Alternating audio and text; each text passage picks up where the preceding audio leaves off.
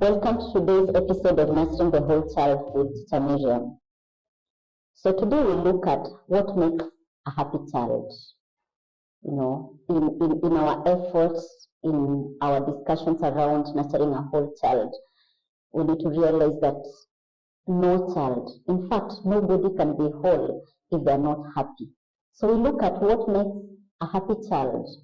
And I know as parents, as caregivers, as teachers, because in these episodes, I hope to reach out to as many people as possible that are involved in child handling. So this could be the nanny at home, the caregiver at the daycare center, the parent, or the teacher, even in your child's school. So we ask ourselves what makes a happy child. Even as adults, happiness is a very important component to our success.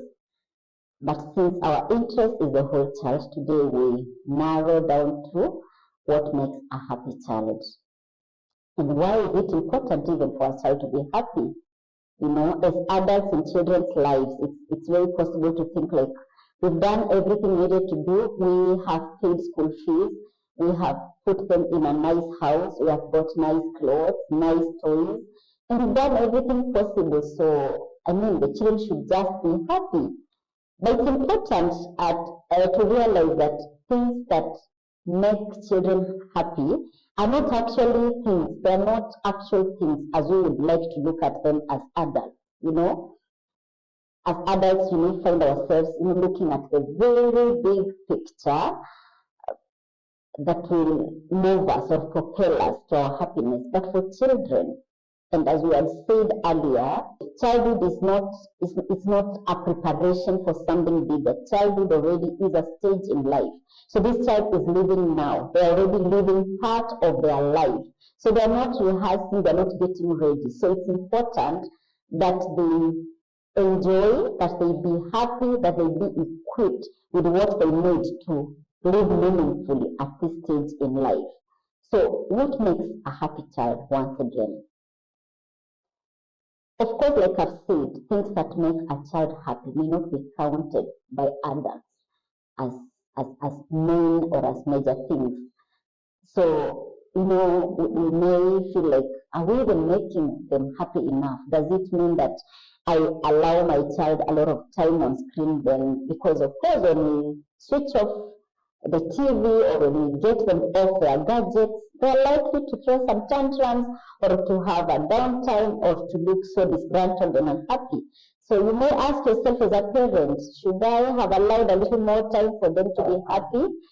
Or should I buy more toys? Should I give more nice things to them? What exactly do I need to do? What makes a happy child? I think that's a very important question for anyone who takes care of children, who is interested in being intentional in nurturing their child. And we will realize, just like we have said in our previous episodes, taking care of a child and nurturing a child to their fullest potential with a mind to raising them in their completeness, in their totality, in itself is quite a task. So now even making them happy, not really necessarily making them happy, but raising them to be happy individuals may be even more involving, because remember, as an adult in a child's life, you're responsible of your own happiness. And so how can you give what you don't have? So it starts first by what is the mental state, what is the mental state of the caregiver? Are they happy themselves? Are you taking care of yourself? Are you doing enough self-care?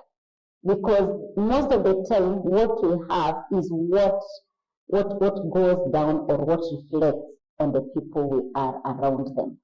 So what does it take to raise a happy child? It takes first you as a caregiver, you as a parent, you as a teacher to own your own happiness and to take care of yourself. Self-care. What is your mental state? What is your emotional state? Because in as much as some children could be so young as so young as to make a caregiver to think that they may not notice when the caregiver is not happy. It's important for us to realize that children are very good at reading emotions. They know when mommy is not happy, they know when auntie is sad, and they know everything. And the truth is that as caregivers, as educators, and as parents, we're not always going to be happy. There are seasons in life that we're going to be sad, that we're going to be down over certain issues.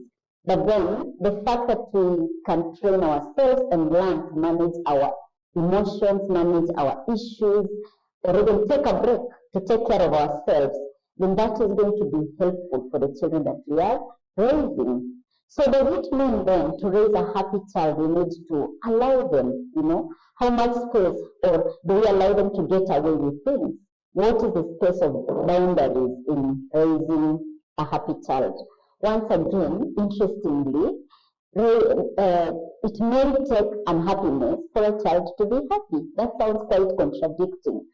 But if your child is making a demand and is getting sad that you're not able to meet that demand and is showing sadness and just like they're feeling bad and the emotions are taking a toll on them because they feel like they're withholding whatever they're asking for from you, does that mean then for you to make them happy, you have to give them? Definitely no. So it may take your firmness as someone handling children in such situations, not necessarily for the moment, but later the child may understand that it was good that I didn't always have my way. So when a child is asking maybe to stay a little longer at a play place, or maybe an older child asking to go out and play, to go out and visit their friends or spend time with their friends. And as a parent or as a caregiver, you don't feel very comfortable with this request. Just standing up firmly and saying, I'm sorry, I wish I could allow this, but not today. That firmness, when a child knows they're being raised in a situation where, or in a place, in a space where boundaries are set, that could be a key ingredient to happiness. Because what happens when we set boundaries for our children? They feel safe, they feel taken care of, they feel, they feel like they are in a space where, of course, they can ask, but they know again it doesn't always have to be allowed. So that is why I say taking care of this child may in the process actually involve happiness. And why is it important even for us as adults to think about how to take care of our children's happiness? It's important because as a child at the stage we are in life, whether we like it or not, whether we admit it or not, much of the emotions, much of what they have to deal with is dependent on us and on the environment that we put them in. So you may ask yourself, after I've done everything, why is it important for me to think about my child's happiness? It's important for you because unlike you as an adult who has built already the capacity to take care of yourself and your emotions, and not all of us even are at that point. I don't even know if anyone gets to that point where they feel like I'm totally in charge. At times we need help, even from professionals, from therapists. So you can imagine you as an adult who can always reach out for help or ask for help. What about this child? So that is why it's important to take it upon yourself as a caregiver, as a parent, as a teacher, to think about your child's happiness. So it's important for children handlers to be considerate of their children's happiness, because happiness actually is not just a need. It is a very important tool to a child's success. The same way we'll talk about basic needs for a child, like security, like food, like clothing, like education. In the same way, we need to think about their happiness, because a happy child is easier to train, a happy child is easier to relate with, a happy child is healthy, because happiness impacts, even for us as adults, happiness impacts on our physical well-being, it impacts on our emotional well-being, it impacts on our performance. Same case with a child. If a child is happy, it's going to impact on their physical health, their physical well-being. Emotionally, they're not going to feel dysregulated, they're not going to feel out of touch with their emotions, they're going to be throwing tantrums all over, they're going to be well settled. So what does it take once again to raise a happy child? So we are talking about a happy home, a happy school, a happy environment, caregiver, a happy parent, a happy teacher. We are talking about setting boundaries. If your child knows they are within expectations, then they are likely to feel safe. Is it possible that as a parent, as a teacher, as a caregiver, you could be having a child in your care who is provided for with everything they need in this life, but they are generally not happy? Of course, yes, it's very possible. Because like we said, things that make children happy are not things, they are not things as we may consider things. Something like validation. A child comes to you and there's an issue they are concerned about. Maybe something as mundane as so and so said they are not my friends anymore. Or I said hi to someone and they went quiet on me. So for you as an adult, you may brush it off and think, so what if someone doesn't want to talk to me? So what if someone doesn't want to be my friend? They see, if you brush it off and you're making them feel small for expressing their feelings over something that according to you as an adult is nothing, then you are simply making this child really, really unhappy. So validation is important in making or creating happiness for a child. So however much you feel compelled to tell your child, that is nothing, you don't need to feel anything about it, please, as an adult, realize that you need to validate. You need to let your child know that it is okay to feel sad about that. Then afterwards, after you have admitted, after you validated this feeling, you now equip your child with the necessary skills that they need to handle such a situation. That is why we are saying that sometimes teaching children or helping children to be happy individuals could actually involve cases of being unhappy for them. So it's when they are presenting an unhappiness or a situation that made them sad that you take that opportunity to train them to be resilient, to train them to rise up after a moment, after a low moment. Because you know what?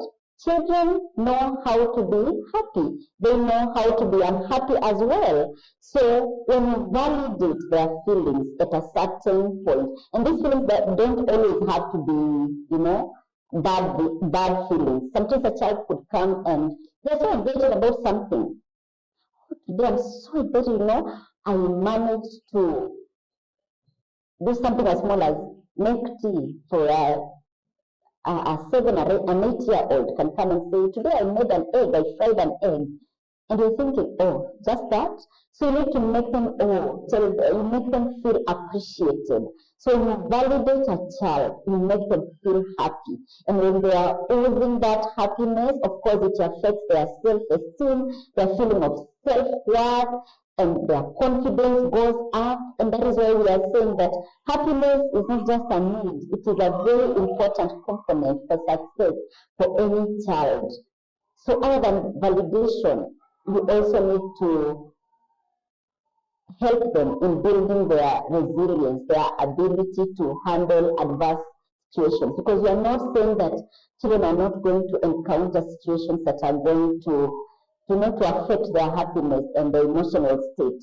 But when they know that when I go through this, it's just for a moment. If they are happy most of the time, then chances are that should there arise a situation that makes them sad, they'll still pull through them because they know there are better days, as opposed to a child who is constantly sad, and a lot of us as adults, may be having this mentality that adversity is good for building character. That is true. It may be true for others.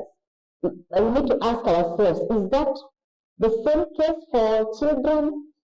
If a child is constantly subjected to stress and toxicity, is that building character for them really?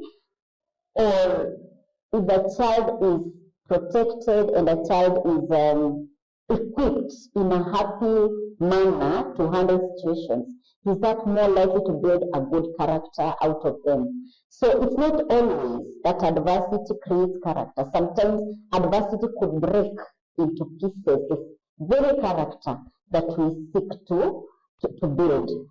So generally we are saying that it takes so much, and again, it takes not so much to raise a happy child, because happiness for children could be something as little as, Mommy, may I have extra 2 or 3 minutes? Never mind that they don't know, they may not have the concept of time, again, depending on age. So when they are telling me, may I have 2 minutes, just 2 minutes, just extra 2 minutes outside to play with my friends, it may mean something as small as that, and it could also mean something as big as, why is there no happiness in my home?